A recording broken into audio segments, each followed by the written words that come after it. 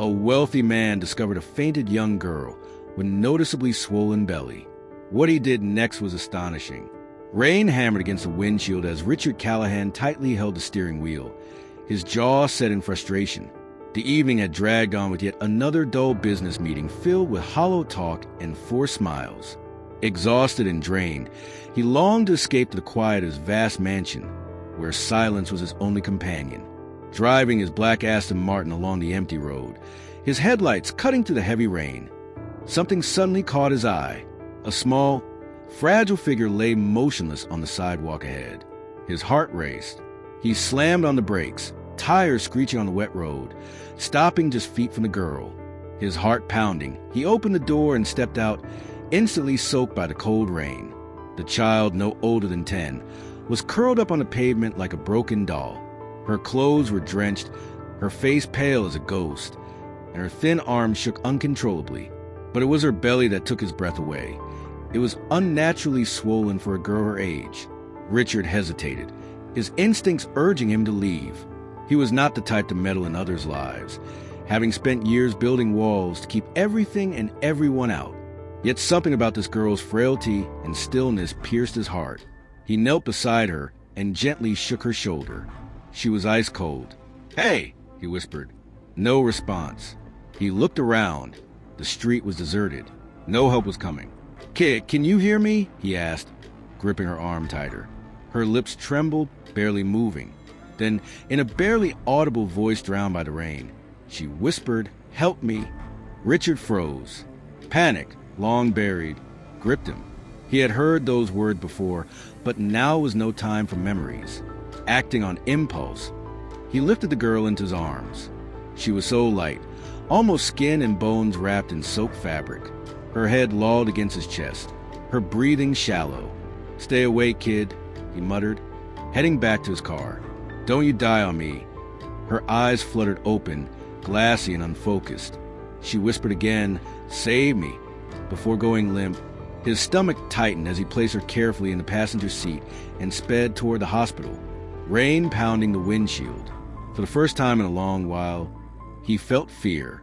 At the hospital, the antiseptic smell filled the air as Richard paced the hallway, his damp suit forgotten. His mind was on a fragile girl lying unconscious inside. He wasn't sure why he had brought her here. It wasn't his problem. He never got involved with strangers, especially children.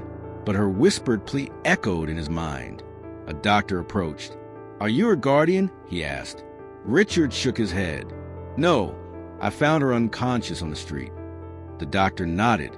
"She's stable now, but was severely dehydrated and malnourished. At first, we feared pregnancy due to her swollen belly, but tests showed it's kwashiorkor, a severe protein deficiency." Richard frowned. "So she's been starving?" The doctor's expression darkened. "Yes, her body has been breaking down muscle to survive. The swelling is from fluid retention caused by liver damage. She suffered extreme neglect." Richard's chest grew heavy. "No one came looking for her?" "No ID, no contacts, nothing. We've alerted social services, but cases like this often become just another lost child in the system," the doctor said with a sigh. Richard glanced toward the room where the girl lay. Another lost child meant foster homes, shelters, more suffering. He knew the harsh reality. But why did he care? He wasn't responsible. Yet, before he could stop himself, he asked, "Can I see her?" The doctor nodded. "She just woke up, but is frightened. Maybe a familiar face will help."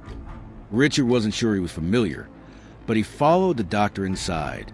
The girl sat on the hospital bed, hugging her knees, eyes wide and wary, searching for a way out. When she saw him, her body tensed. "You," she whispered hoarsely. Richard stepped closer.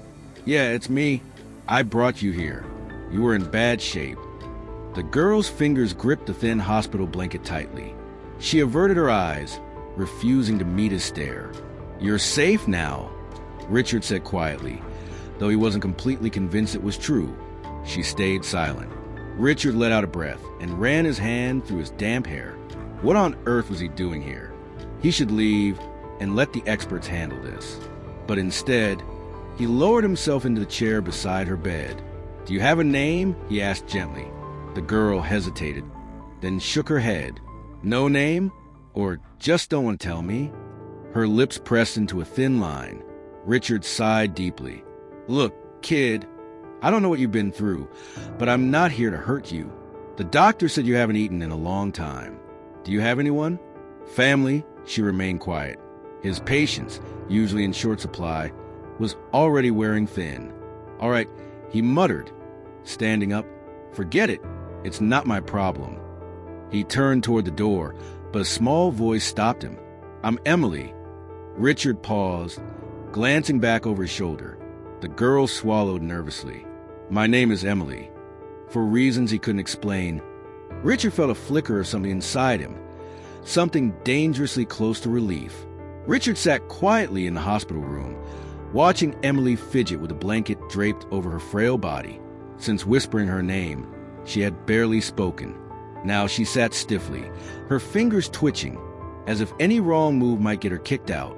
She looked so small in the oversized hospital gown. Too small, too fragile. Richard cleared his throat. Emily, he said, tasting the name aloud. That's a start. She didn't respond. He leaned back in his chair, exhaling deeply. The doctor said you've been starving, that your body is breaking down muscle just to survive. He studied her face carefully. Do you want to tell me how that happened? Emily's body stiffened. For a long moment, Richard thought she wouldn't answer. Then, barely above a whisper, she said, I ran away. Richard frowned. From where? Emily swallowed hard, her eyes flickering toward the window. The place I used to live. The shelter. The word shelter made his stomach tighten. Richard had spent most of his life ignoring stories like this. Kids falling through cracks, growing up in places that called themselves homes but were anything but. He had no patience for sob stories. Yet here he was, looking at a half-starved little girl with haunted eyes, realizing this wasn't just a story. This was her life. How long have you been on your own? He asked. Emily hesitated, then whispered, a few weeks. A few weeks alone on the streets. Richard felt a tight knot in his chest, but kept his voice steady. And before that, the shelter. You lived there long? Emily nodded slightly. Since I was little. No parents. A pause. Then she shook her head. Richard exhaled slowly. No parents. No home. Just a system that had failed her like it had failed so many others. He knew he should stop asking. It wasn't his concern. But before he could stop himself, he asked, Why did you run? Emily bit her lip. For the first time, Richard saw fear flicker in her eyes. They were bad, she whispered. The people who ran it. Richard's jaw tightened. Emily clutched the blanket tighter. They never gave us enough food, she said, voice trembling. Some days we didn't eat at all. They said we were too much trouble, cost too much money. But they got money from people. They were supposed to take care of us. But they didn't. Richard stayed silent, letting her speak. They'd lock us in our rooms if we complained. Sometimes they'd punish us. She winced at the word. If someone got sick, they wouldn't take them to the doctor. They'd just leave them. Richard felt his fists clench. She took a shaky breath. One time, I got in trouble for taking extra food. They said I had to go a whole week without eating. She looked down, voice barely audible. I thought I was going to die. Richard's stomach twisted. He had seen hunger before, traveled the world, walked through cities where people begged for scraps. But he had never truly felt it. Not like this. Not in a child's voice, raw, real, and utterly broken. My belly got bigger, Emily continued, pressing a small hand to her swollen stomach. It hurt all the time. The other kids thought I was sick, but no one helped me. She hesitated, then whispered. Then one night, my friend, she'd wake up. Richard's fingers curled into a fist. She was only 8. Emily choked out. She said she was tired, that her stomach hurt too. And then she was just gone. A heavy silence filled the room. Richard's chest ached in a way he couldn't explain. That's when I ran, Emily murmured hollowly. I didn't care where I went. I just knew I had to get away. Richard exhaled sharply. For the first time in years, something inside him cracked. Emily had no one. She had been left to waste away, to suffer in silence until she couldn't anymore. And somehow, out of all the people in the world, she had ended up in his arms. Richard Callahan, a man who had spent his life avoiding attachments, suddenly found himself carrying the weight of one little girl's entire world. The decision he made next was unlike anything he had ever done. For years, his life had been carefully organized: deals, investments, and transactions. No complications, no attachments. But sitting in the hospital room, watching Emily stir in her sleep, he knew he couldn't just walk away. The system would chew her up and spit her out again. She wouldn't survive it. So when the doctor asked if he wanted to become her temporary guardian, Richard didn't hesitate. The drive to his mansion was quiet. Emily sat in the passenger seat, her small hands folded in her lap, glancing nervously at him every few seconds. She didn't trust him. Not yet. When they arrived, she hesitated at the door. "You can go in," Richard said, motioning inside. Emily's fingers gripped the hem of her oversized sweater. "You're not going to lock me in?" she asked softly. Richard froze. His throat tightened, but he forced his voice to stay calm. "No, Emily. No locks." She hesitated a moment longer, then stepped inside. The house was enormous. Too big for one man, too cold for a child. But Emily didn't seem impressed by the wealth. She didn't rush to explore. She stood there, arms wrapped around herself, as if expecting it all to be taken away. Richard watched her, feeling an uncomfortable twist in his chest. He had never wanted a child, yet now he had one, and he had no idea what to do. Days passed, then weeks. Richard brought in the best doctors. They put Emily on a strict nutrition plan, ran tests, and monitored her closely. Her body was weak, but not beyond repair. What took longer to heal was her mind. At first, she barely spoke. She flinched when Richard moved too quickly. She never took more than she needed. Even when given full meals, she ate cautiously, as if expecting it to be taken away. One night, Richard found her hiding food under her pillow. When he asked why, she looked down and whispered, "Just in case." Richard's chest ached. He didn't scold her. Instead, the next morning, he filled a kitchen drawer with granola bars, fruit, and crackers. "This is for you," he said. "If you ever feel hungry, you don't have to ask. Just take it. If you want, I can also help you polish or adapt this story further." Emily remained silent at first. But later that night, when she thought no one was watching, she quietly opened the kitchen drawer and took an apple, not to hide it, but simply to eat. That small act was the beginning.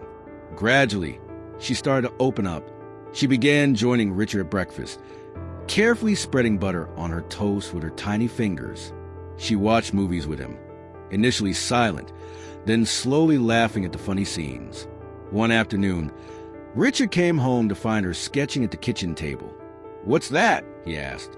Emily hesitated, then turned the paper toward him. It was a drawing of the house, but in the front yard were two stick figures, one tall, one small, a man and a girl. Richard swallowed hard. "Is that me?" he asked.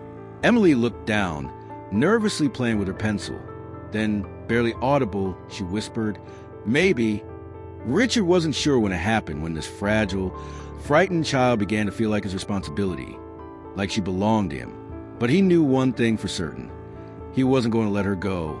One Sunday afternoon, Richard took Emily grocery shopping, a simple, everyday activity families do. Emily had been improving. She smiled more and flinched less. But as they walked down the cereal aisle, everything changed. She froze. Richard was about to ask what was wrong when he noticed her small hands trembling and her face turning pale. Her wide eyes were fixed on a man across the store, a tall, broad-shouldered man, his back turned as he examined a can of soup. Richard felt Emily clutch his sleeve tightly. Her breathing was shallow, rapid, and panicked. "Emily?" He crouched to meet her gaze. "What's wrong?" Her lips parted, but no words came.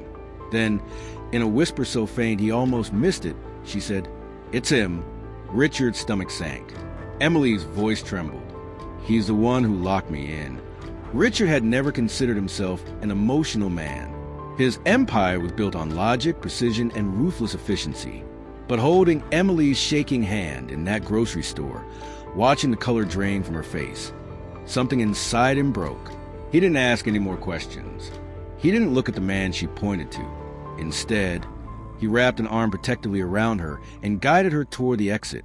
Emily clung to him, her breaths uneven, her small body trembling against his side. When they reached the car, Richard knelt before her. "Emily," he said gently but firmly, "tell me everything. Who is he?" She squeezed her eyes shut, fingers digging into his coat. "That's Frank Dawson," she whispered. "He ran the shelter." Richard's jaw tightened. Emily took a shaky breath. "He locked kids in the basement. If we were bad, he told us no one would believe us if we said anything, that no one cared about kids like us."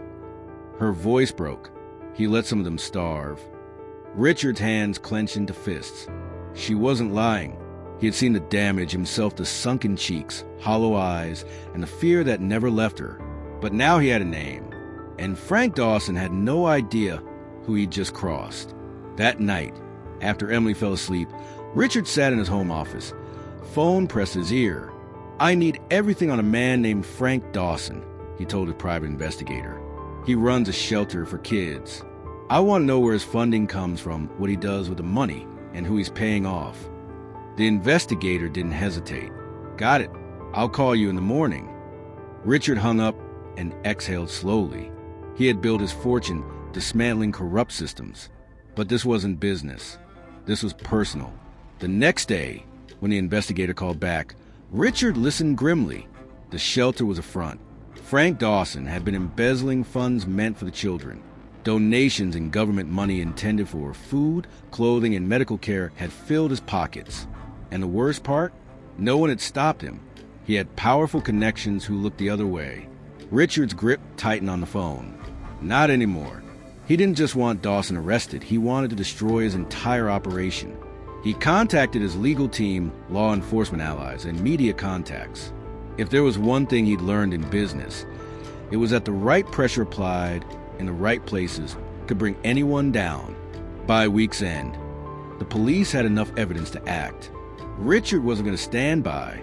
On a stormy night, like the one when he first found Emily, Richard watched outside the shelter as police cars surrounded the building. Officers stormed inside, breaking down doors and rescuing terrified children locked away. Some were dangerously thin. Some flinched at every loud noise. But all shared one thing: they had been forgotten. Not anymore. Richard watched as Frank Dawson was dragged out in handcuffs, his face pale with rage and disbelief. Their eyes met. "You did this." Dawson spat. Richard didn't flinch. "You did this to yourself." For the first time in his life, Richard felt something unexpected, not just anger or justice, but purpose. Richard should have known Frank Dawson wouldn't go down easily. A week after the raid, as legal proceedings advanced, Richard received an urgent call. Frank had escaped. The transport van moving him from county jail to a higher security facility had been ambushed. A bribe, a setup. The man who had tortured Emily and countless others was free. Richard's blood ran cold. "Emily," he whispered, then rushed home. Emily sat curled on the couch, reading. Seeing his face, she immediately sensed something was wrong. "What happened?" she asked. Richard knelt before her, voice steady but firm. "Dawson got away, but I won't let him near you. I promise." She didn't panic or cry. She clenched her fists and straightened her back. "Then let's stop him," she said. 2 days later, Frank was caught in a cheap motel trying to flee the state. No bribes, no loopholes, no escape. The evidence was overwhelming. At the trial, Richard sat beside Emily, unwavering in his support. She was nervous, twisting her dress fabric, breathing unevenly. But when Frank was brought into the courtroom, shackled and wearing an orange jumpsuit, she didn't look away. The prosecutor called her to testify. This retelling captures the progression of Emily's trust and the fight to bring her abuser to justice, emphasizing an emotional journey and Richard's growing commitment. Richard noticed a hesitant flicker in her eyes. Then she glanced at him. He gave her a small nod, silently conveying, "You can do this." She inhaled deeply, stood up, and walked forward. The courtroom quieted as she settled into the witness chair. She appeared small, almost swallowed by the room's vastness. But when she spoke, her voice was resolute. "My name is Emily," she began, her hands gripping the chair's edges. "I used to live at the Dawson Home for Children, but it wasn't a home." She recounted her story. The starvation, the punishments, the children who never escaped. Richard's jaw clenched as Dawson avoided her gaze. "The coward. I was afraid to tell the truth," Emily confessed. "I thought no one would listen, but someone did." She turned slightly, meeting Richard's eyes. "And because of him, I'm not afraid anymore." Richard's heart swelled. For so long, he had believed himself a man concerned only with himself. But watching this brave girl stand tall, refusing to be a victim, he understood the truth. He had changed because of her. The jury deliberated briefly. Frank Dawson was sentenced to life in prison. As the gavel struck, Emily exhaled a shaky breath of relief. Richard placed a steadying hand on her shoulder. "It's over," he said. Emily looked up and smiled. "No, it's just beginning." The adoption papers lay on Richard's desk, awaiting his signature. He stared at them, the weight of their meaning settling in his chest.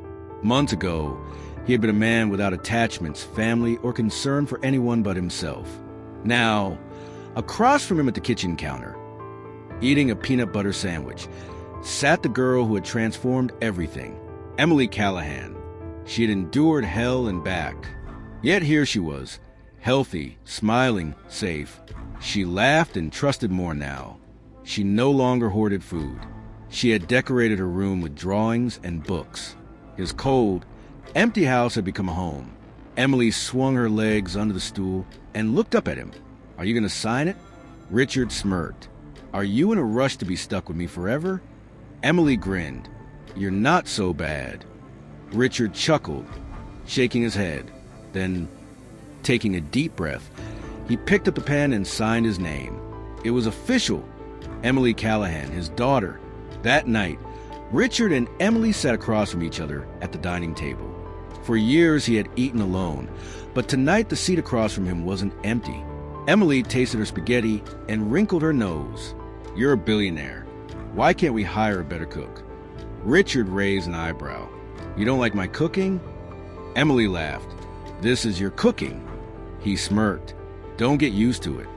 She giggled, twirling her fork in her noodles. Then, looking at him sincerely, she said softly, "Thank you." Richard set down his fork. "For what?" Emily shrugged. "For finding me, for keeping me."